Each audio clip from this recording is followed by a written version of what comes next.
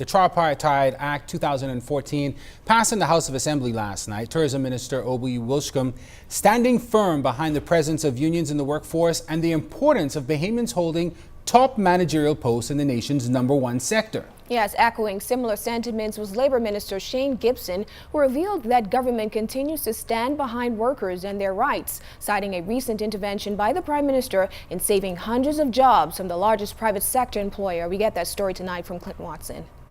As government works to create new jobs, they're also battling the preservation on scores of others. What appears to be a weakening commercial banking sector has left many Bahamians unemployed as their jobs head further south in the Caribbean. Then there's the ongoing challenges in the #1 industry, where employee-employer relations continue to face mounting issues. The most recent revelation involving some 300 possible job layoffs at Atlantis, coming from Labor Minister Shane Gibson in the House of Assembly Monday afternoon as he wrapped up debate on the Tripartite Bill 2014. Do you know, Mr. Speaker, that last year Atlantis wanted, around September, they wanted to send home about 300 employees because of what's happening over there.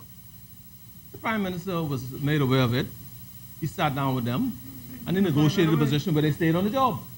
A statement from Atlantis confirmed this. Senior Vice President of Public Affairs Ed Field said they had contemplated increasing the amount of seasonal staff reductions in September, October, and November in a couple of the towers due to very low occupancies.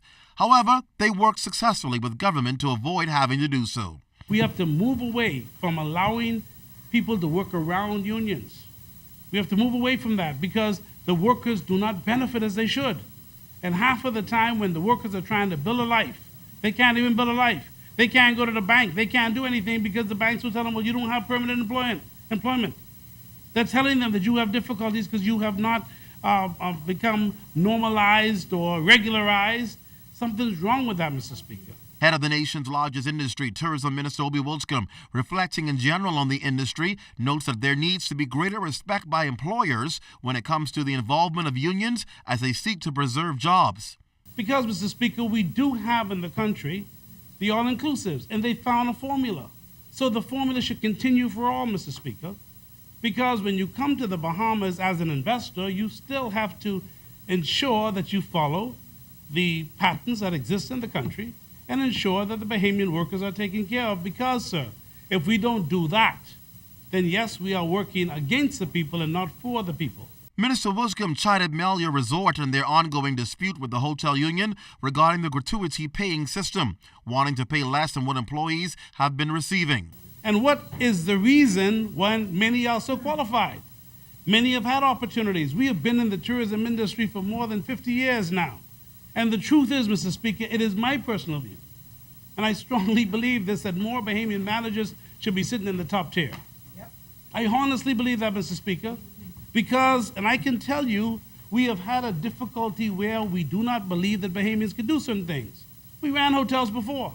Bahamians were at the top. The tourism minister cautioned the government to ensure that employers don't find ways of working around their contractual agreements regarding workers. In fact, he noted that any issues involving unions at tourism, he personally gets involved in to bring resolution.